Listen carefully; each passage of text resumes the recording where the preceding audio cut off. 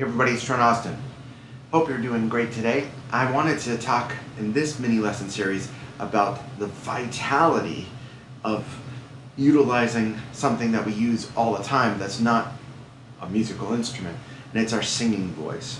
Now, I have the worst singing voice in the world, but understand that this is just a speaker. So if you can sing it, you can play it. I remember years ago hanging out with the great Wycliffe Gordon, and he forgot his overnight bag, so he needed to buy a toothbrush. He's in the middle of a big grocery store, and he's basically practicing, but he's singing. He's like going, he's doing all this stuff, and I walked over afterwards, and I was like, man, can you sing everything you play? And he goes, almost. So the importance of doing this is so deep. Think about Louis Armstrong, the greatest American musician in my opinion.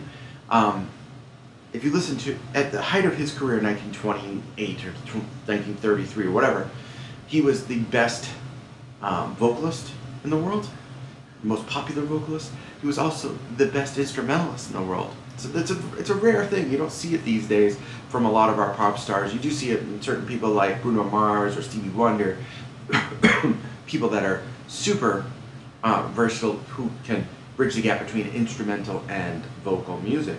Now, one thing I want to stress to everybody is if you're feeling self-conscious about your voice, do it in a practice room. Don't worry about it. But if you could do simple things, like for trumpet players, we do the Clark studies, right?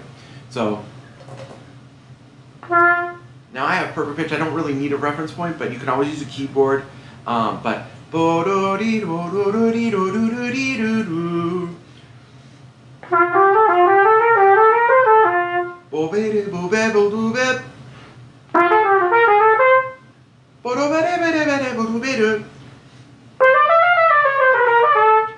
things like this, that didn't just happen overnight. It's something that I've spent a lot of time practicing. You have to think about it. You think of the singing voice as being the transition for some, that maybe you have an idea in your head. So take any exercise that you've done in the past.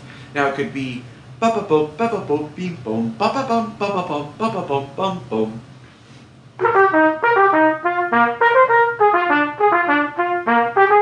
Or it could be let's see.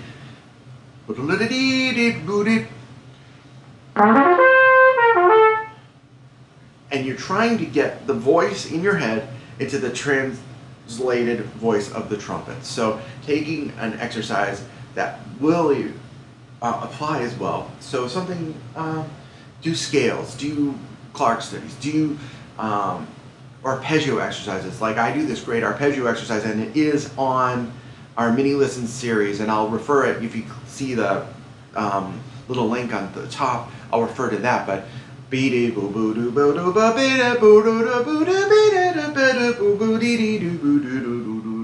now you'll see my fingers actuating the valves.